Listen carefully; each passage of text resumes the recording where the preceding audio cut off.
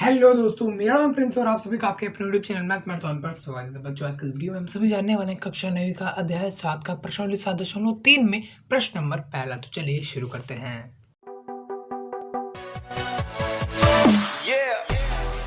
तो आप बच्चों प्रश्न को हल करने से पहले एक बार हम प्रश्न को पढ़ लेते हैं और समझ लेते हैं कि हमसे यहाँ पर क्या पूछा है और किस तरह से पूछा जा रहा है। तो सबसे पहले मैं यहाँ पर क्वेश्चन में दिया हुआ है क्या कि त्रिभुज ABC और त्रिभुज DBC एक ही आधार BC पर बने दो समबाहु त्रिभुज इस प्रकार है कि A और D भुजा BC के एक ही ओर स्थित है। यदि AD बढ़ाने पर BC को P पर प्रतिच्छेद करे तो दर्शाइए क्या। अब देखो यहाँ पर ध्यान से, ये हमारे पास आकृति जिसमें क्या होता है कि BC जो है ना वो क्या है, एक आधार है जिस पर दो त्रिभुज बन रही है। एक तो ये छोटी वाली है ना, ये BDC, ठीक है। दूसरी कौन सी बन रही है हमारे पास, ABC, ठीक है, बड़ी वाली, ठीक है।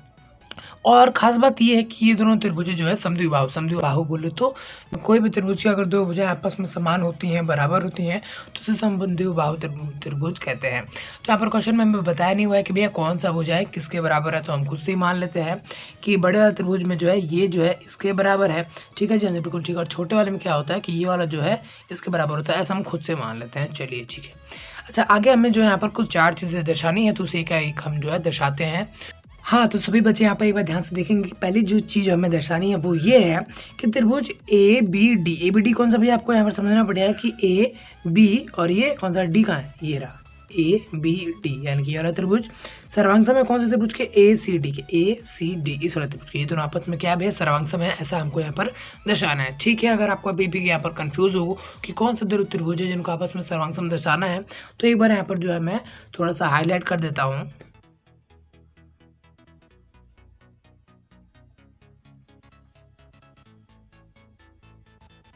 हाँ, तो बच्चों अब यहाँ पर आप ध्यान से देख पा रहे होंगे कि यहाँ पर दो त्रिभुज हैं जिनको हमें बताने भैया यहाँ पर ये दोनों क्या है, सर्वांग सम है, ठीक है। तो सर्वांग सम का ये तरीका है कि कोई तीन चीज़ हमें चाहिए होती हैं जो कि दोनों में सेम हो। तो फटाफट हम लिख लेते हैं कि इन दोनों त्रिभुजों में क्या क्या चीज़ें हमें यहाँ पर मिलती हैं। तो किस त्रिभुज में भैया, त्रिभुज ABD जो कि ये वाला त्रिभुज है। दूसरा त्रिभुज कौन सा भैया, ACD, तथा त्रिभुज ACD में। अच्छा, इन दोनों त्रिभुजों में हमें क्या क्या से मिलता है, हमें ये पता है ना कि ABC जो ये बड़ा त्रिभुज है, इसमें AB जो है वो AC बराबर है, ऐसा हमें क्वेश्चन में दिया हुआ था, है ना, समद्विबाहु त्रिभुज है, ठीक है। तो हम कह सकते हैं ना कि इस वाले त्रिभुज की AB जो है वो इस वाले त्रिभुज की AC भुजा से बराबर है ना। तो आप लिख दो आप क्या फटाफट से कि AB जो है बच्चे वो बराबर है किसके, AC के। क्यों ऐसा, क्यों है ऐसा, तो हमें क्वेश्चन में दिया हुआ था, है ना। तो सिंपल सी बात है, यहाँ पर आप लिख सकते हो क्या कि क्वेश्चन में यहाँ पर हमें दिया हुआ है,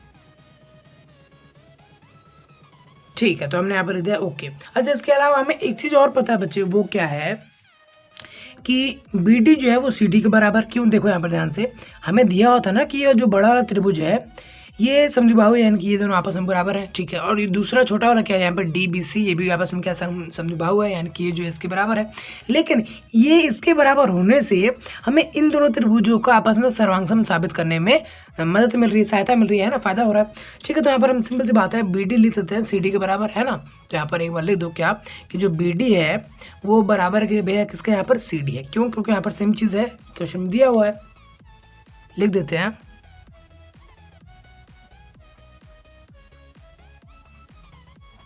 हमने यहाँ पर लिख दिया, चलिए ठीक। अब एक चीज़ आपको यहाँ पर गौर करने वाली बात होगी कि इन दोनों त्रिभुजों में यार AD जो है वो तो इस वाले त्रिभुज में भी है और उस वाले त्रिभुज में भी है, यानी कि दोनों में है। तो हम कह सकते हैं ना कि एक त्रिभुज का AD दूसरे त्रिभुज के AD के बराबर है। हाँ जी, हाँ जी, बिल्कुल कह सकते हैं, ठीक है। तो ये ऐसा क्यों है, ऐसा इसलिए है क्योंकि दोनों में है। इट मीन्स कि ये क्या है यहाँ पर उभयनिष्ठ है, आप यहाँ पर लिख देना, ओके। बच्चे, ये जो रीज़न है ये आपको लिखना ज़रूरी होता है, ओके। इसके अलावा यहाँ पर देखो ध्यान से, अब टोटल हमारे पास तीन चीज़ें आगे हैं। तीनों चीज़ में देखा जाए तो तीनों क्या यहाँ पर साइड है ना, भुजा है, ठीक है। तो हम कह सकते हैं ना, क्या कह सकते हैं हम, सिंपल सी बात है बच्चे, यहाँ पर हम कह सकते हैं ना कि S यानी कि साइड यानी कि भुजा सर्वांग समता नियम के अनुसार हम यहाँ कह सकते हैं बच्चे कि ये दोनों दो त्रिभुज है हमारे पास, कौन सा भैया यहाँ पर, त्रिभुज ABD जो कि वाला त्रिभुज है और सर्वांग सम है कौन से त्रिभुज के, त्रिभुज ACD के। तो यहाँ पर लिख दो ACD के। तो ऐसा आपको यहाँ पर जो यहाँ पर करना था कुछ और ऐसा हमने यहाँ पर कर दिया। चलिए चलते हैं अपने पार्ट नंबर दूसरे की तरफ। हाँ, तो बच्चे आगे हमारे भाग नंबर दूसरे में हमें क्या करना है दूसरे पार्ट में इसके कि त्रिभुज ABP कौन सा भैया, पी, यानी कि इस वाले त्रिभुज को सर्वांग सम दर्शाना है ए सी पी के। ठीक है, अब आपको यहाँ पर आप समझ में नहीं आ रहा तो कोई दिक्कत वाली बात नहीं है, एक बार फिर से मैं यहाँ पर हाईलाइट कर देता हूँ, ध्यान से एक बार देखना।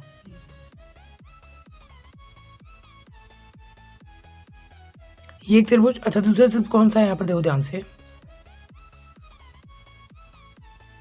ये दूसरा त्रिभुज। तो अब आपको यहाँ पर देख रहे होंगे कि एक ये वाला त्रिभुज है पूरा और एक ये वाला त्रिभुज है पूरा। ठीक है, इन दोनों त्रिभुजों को आपस में जो है यहाँ पर सर्वांग सम हमें दर्शाना है। ठीक है, तो सबसे पहले हम लिख लेते हैं कि ये कौन सा त्रिभुज में है, ये दोनों त्रिभुज है। नाम बता दो फटाफट से, ए बी पी तथा दूसरा कौन सा त्रिभुज है, आप दूसरा है हमारे पास A C P, A B P और ए सी पी में। अच्छा, इन दोनों त्रिभुजों में क्या होता है यहाँ पर देखो ध्यान से, हमें पता है ना कि ए बी जो है वो ए सी के बराबर है, और आपको पता है ये भी है कि जो ए बी है उस वाले त्रिभुज की क्या एक भुजा है ना, जो डार्क ग्रीन कलर का हो रखा है वो, और ए सी जो है इस वाले त्रिभुज का एक भुजा है। ठीक है, तो यहाँ पर सिंपल सी बात है, यहाँ पर हम लिख लेते हैं क्या कि जो ए बी है वो बराबर है ए सी के। क्यों ऐसा क्यों है, ऐसा हमें क्वेश्चन में दिया हुआ है, सिंपल सी बात है, लिख लो यहाँ पर। ठीक है, हमने यहाँ पे लिख दिया। चलिए ठीक है, इसके अलावा हम एक बात बताओ, एपी जो है वो इस वाले त्रिभुज में भी है, इस वाले त्रिभुज में भी है, सिंपल सी बात है, लिख देते हैं यहाँ पर फटाफट से। एपी जो है वो बराबर है भैया किसके, एपी के, है ना। क्यों क्यों यहाँ पर क्या है, यहाँ पर क्या है भैया, उभयनिष्ठ है, दोनों में कॉमन है। अच्छा चलिए ठीक है, अच्छा आगे बढ़ते बच्चे, यहाँ पर देखो यहाँ पर ध्यान से कि अब यहाँ पर क्या करना है, देखो एक चीज़ तो हमें और चाहिए जो कि दोनों में कॉमन होनी चाहिए। अब एक बात बता दो क्या कि पहले वाले पार्ट में हमने साबित किया था ना कि ये वाला जो त्रिभुज है इस वाले त्रिभुज की क्या है यहाँ पर सर्वांग समता है, मतलब कि ये वाला कोण इसके कोण की सर्वांग समता हो सकता है। हाँ जी हाँ, बिल्कुल हो सकता है। तो एक बार से मतलब एक बार ध्यान से देखा जाए तो हम कह सकते हैं कि ये वाला जो कोण है इस वाले त्रिभुज में आ रहा है और ये वाला जो कोण है इस वाले त्रिभुज में भी आ रहा है ना। तो दोनों त्रिभुजों का ये वाला कोण जो है आपस में क्या है, बराबर है। तो मान लेते हैं, इसका नाम देता हूँ, मान लो एंगल 1 है, नाम दिया हुआ है मैंने, और इसका नाम देते हैं हम एंगल 2 है। तो हम कह सकते हैं ना कि एंगल 1 जो है एंगल 2 के क्या है, बराबर है। सिंपल सी बात है, तो यहाँ पर लिख दो एंगल 1 जो है बराबर है एंगल 2 के। क्यों, आपको ऐसे कैसे पता चल गया आपको, तो ये सिंपल सी बात है, क्या नाम है, सीपीसीटी है ना, CPCT। सीपीसीटी मतलब मान लो कोई भी दो त्रिभुज है, ठीक है, अगर वो सर्वांग सम है तो उनकी कोण या भुजा आपस में क्या होती है, यहाँ पर बराबर होती हैं। संगत भुजा या कोण की बात कर रहा हूँ मैं, ठीक है। तो ये संगत भुजा थी या फिर कोण थे, तो ये दोनों यहाँ पर ये है बराबर, ठीक है। तो अब बात करते हैं इस वाले त्रिभुज के अंदर, जो बड़ा वाला त्रिभुज है हमारे पास ग्रीन कलर का, उसमें तो हमारे पास कितनी चीजें आ गई, हमारे पास 3 चीजें आ गई। यहाँ पर क्या है, साइड है और यहाँ पर क्या भैया एंगल है। थोड़ा सा स्पीड से यहाँ पर पढ़ेंगे, ध्यान से देखना।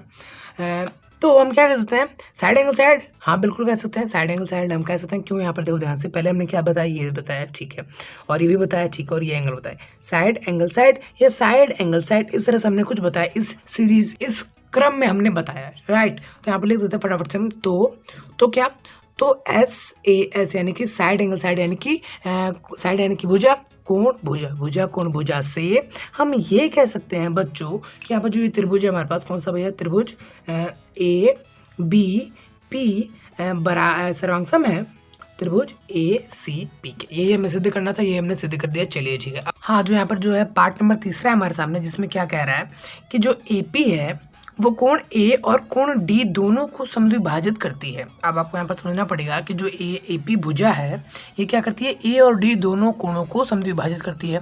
A और D कहाँ भैया, A यहाँ पर है यानी कि इस वाले कोण को पूरे को, और D यहाँ पर है यानी कि इस वाले कोण को समद्विभाजित। इट मीन्स कि वो बराबर हिस्सों में काटती है, यानी कि ये वाला जो कोण होगा इसके बराबर होगा। ठीक उसी तरह यहाँ पर भी होगा कि ये वाला जो है इसके बराबर होगा। ठीक है, तो अगर मैं क्या कर देता हूँ, इसको इससे मतलब बराबर साबित कर देता हूँ, तो ये कह सकती है ना कि ये दोनों को समद्विभाजित करती है, बराबर बराबर में काटती है। हालांकि काटती है दोनों को, ये तो हमें दिख रहा है, सिंपल सी बात है, लेकिन बराबर बराबर काटती है ऐसे कैसे पता चलेगा, जब हम उन दोनों को आपस में बराबर प्रूफ कर देंगे। ठीक है, अब बच्चे आपको यहाँ पर ध्यान देना पड़ेगा कि हमने फर्स्ट पार्ट में, एक बार देखना रिवाइंड करके, कि हमने ये वाला त्रिभुज लिया था हरे रंग का, हल्के हरे रंग का, है ना, ये वाला त्रिभुज लिया था, ये वाला और एक ये वाला, और इन दोनों को क्या कर दिया था, यहाँ पर सर्वांग साबित कर दिया था। यही करना था, यही हमने कर दिया। ओके ठीक है, तो यार ये दोनों जब हमने कर दिया था तो हमें पता है ना कि ये वाला जो कोण है इस वाले त्रिभुज का और ये वाला जो कोण है इस वाले त्रिभुज का आ रहा है, तो ये दोनों जो आपस में होंगे बराबर, यानी कि हम कह सकते हैं ना कि एंगल 1 जो है एंगल 2 के क्या है बच्चे, यहाँ पर बराबर है। ठीक है, अब ऐसा है तो हम कह सकते हैं ना, सिंपल सी बात है कि जो AP है वो कोण A को तो समद्विभाजित करता है, इतना तो हमने पहले यहाँ पर पता लगा लिया। चलिए ठीक है, तो यहाँ पर सिंपल सी बात है, फटाफट से मैं यहाँ पर जो है मैं लिख देता हूँ उसे।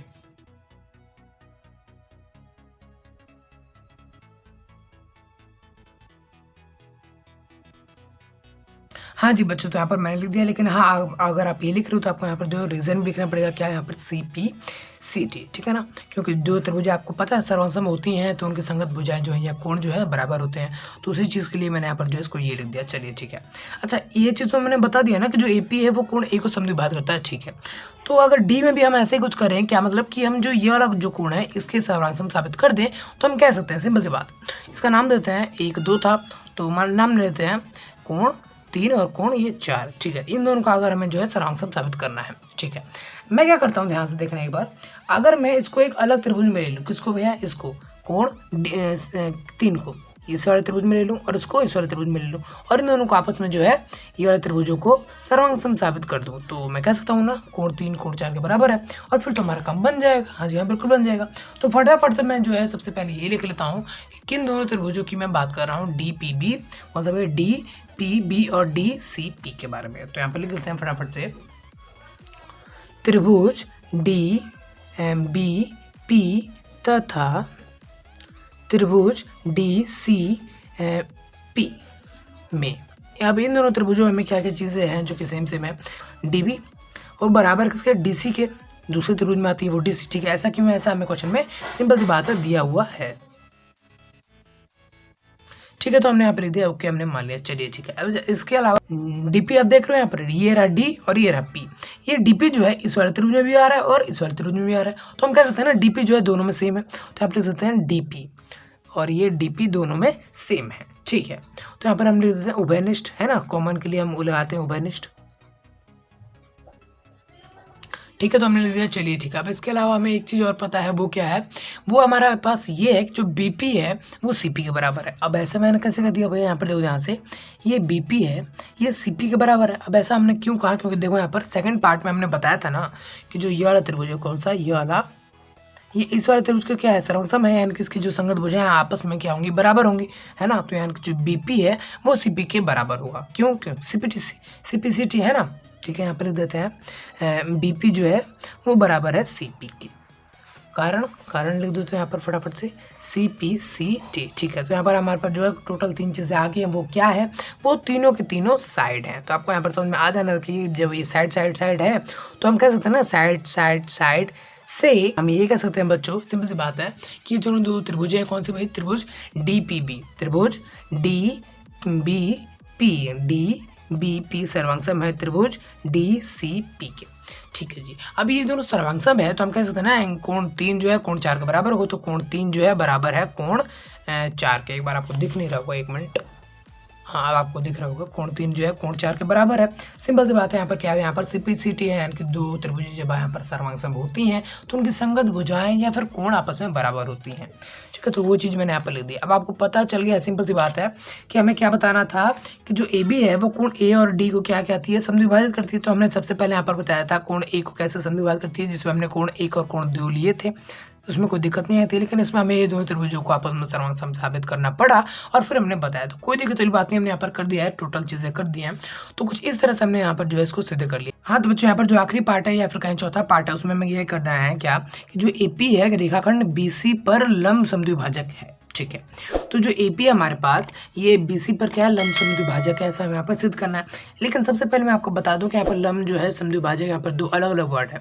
लंब का मतलब ये होता है कि कोई हमारे पास एक रेखा है, अब दूसरी रेखा उस पर लंब है, इट मीन्स कि वो यहाँ पर 90 डिग्री का कोण बना रही है, और इधर भी और इधर भी, समझ गए, ठीक है। समद्विभाजक का मतलब ये है कि ये वाली जो रेखा गिर रही है ना इस पर, ये इसको दो बराबर हिस्सों में, यानी कि ये जितना है वो उतना ही होगा। इधर मान लो चलो 3 सेंटीमीटर है तो इधर भी 3 सेंटीमीटर ही होना चाहिए, ऐसा गिरती है। तो ऐसा हमें करना पड़ेगा। कैसे, AP है वो BC पर, यानी कि हमें जो है यहाँ पर 90 डिग्री का कोण दर्शाना पड़ेगा कि ये क्या यहाँ पर 90 डिग्री का कोण बन रहा है। साथ ही हमें ये भी बताना पड़ेगा कि ये जो है इसके बराबर है, ठीक है। तो आपको यहाँ पर समझना पड़ेगा कि भाई एक बात बता दो, यहाँ पर हमें पता है ना कि अभी हमने जो है सेकंड पार्ट में बताया था, सेकंड पार्ट में और थर्ड पार्ट में भी हमने साबित किया था क्या कि ये वाली जो छोटी वाली त्रिभुज है, ये वाली और ये वाली दूसरी वाली, ये दोनों आपस में क्या है, यहाँ पर सर्वांगसमता है ना। इसका मतलब क्या हुआ कि इसका मतलब ये हुआ बच्चे कि इसकी इन दोनों त्रिभुजों में अगर जो भी कोई संगत कोण है या संगत भुजाएं हैं वो आपस में क्या होंगी, यहाँ पर बराबर होंगी। तो हम कह सकते हैं ना कि जो BP है वो CP के बराबर हो गया, सिंपल सी बात है ना। CPCT लगा तो फटाफट से यार यहाँ पर। तो यहाँ पर सिंपल सी बात है, यहाँ पर लिख देते हैं क्या कि जो BP है वो CP के यहाँ पर बराबर है। तो बीपी जो है वो है बराबर सीपी का। चलिए ठीक है, ऐसा क्यों है, ऐसा आपको समझना पड़ेगा। सीपीसीटी है यहाँ पर, है ना। अब सीपीसीटी क्या है मतलब मत पूछना मुझसे, ठीक है ना, मैंने आपको बताया था अभी, ठीक है। अच्छा, दूसरी चीज़ हमें ये प्रूफ करनी पड़ेगी कि यार ये जो है 90 डिग्री का कोण बना रहे हैं, ठीक है। कैसे प्रूफ करेंगे वो हम देखेंगे, लेकिन पहले मैं आपको एक और चीज़ बता देता हूँ कि हमने साबित कर दिया ना कि जो बीपी है वो सीपी के क्या बराबर है। इट मीन्स कि ये जो है इसके बराबर है। इसका मतलब ये भी है बच्चों कि क्या नाम है, ये जो है एपी जो है बीसी पर क्या है, समद्विभाजक है। अभी लम हमने साबित नहीं किया, अभी हम क्या साबित किया, समद्विभाजक है, ठीक है। आप चाहो तो यहाँ पर एक लाइन लिख सकते हो, लेकिन कोई अभी ज़रूरत नहीं है क्योंकि मैंने पूरी तरीके से अभी हमने हल किया नहीं है। आगे बढ़ते हैं तो आगे हमें ये भी बच्चे पता ही होगा कि कोण 5 जो है कोण 6 के बराबर होगा। अब कोण 5 क्या है, कोण 6 क्या है वो तो हमने बताया नहीं। कोई देखो यहाँ पर ध्यान से, एक ये था, 2 ये था, 3 ये था, ये 4 था और ये मान के चलो 5 है। ये 5 है और ये 6 है, ये 5 ये 6, ये 5 ये 6, कोण 5 और कोण 6, ठीक है। ये दोनों आपस में बराबर कैसे, यहाँ पर देखो ध्यान से, हमने पता था ना कि ये वाला जो त्रिभुज है और ये वाला त्रिभुज आपस में क्या है, यहाँ पर सर्वांग समता है। तो हम कह सकते हैं ना कि दोनों त्रिभुजों की संगत भुजाएं या फिर कोण, यहाँ पर कोण है तो कोण बराबर होंगे, है ना, क्योंकि यहाँ पर क्या है, यहाँ पर दोनों त्रिभुज यहाँ पर सर्वांग समता है, ठीक है। तो हम कह सकते हैं ना कोण 5 जो है कोण 6 के बराबर है। हाँ जी हाँ, बिल्कुल कह सकते हैं। तो कह देते हैं ना यहाँ पर कोण 5 जो है कोण 6 के बराबर है। अच्छा, ऐसा थोड़ा ना प्रूफ करना था, हमें ये बताना था ना कि ये दोनों कोण जो है 90 डिग्री का कोण बनाते हैं। तो सुनो तो एक बार मेरी बात तो सुनो, आगे तो बढ़ दो। देखो यहाँ पर ध्यान से, ऐसा क्यों है, ऐसा हमें पता है। यहाँ पर सीपीसीटी है ना, दोनों त्रिभुजों को हमने क्या यहाँ पर किया था, सर्वांग किया था, इसलिए हमने सीपीसीटी का यहाँ पर जो है नारा लगाया, आई मीन फॉर्मूला लगाया, ठीक है। तो आगे बढ़ते हैं यहाँ पर।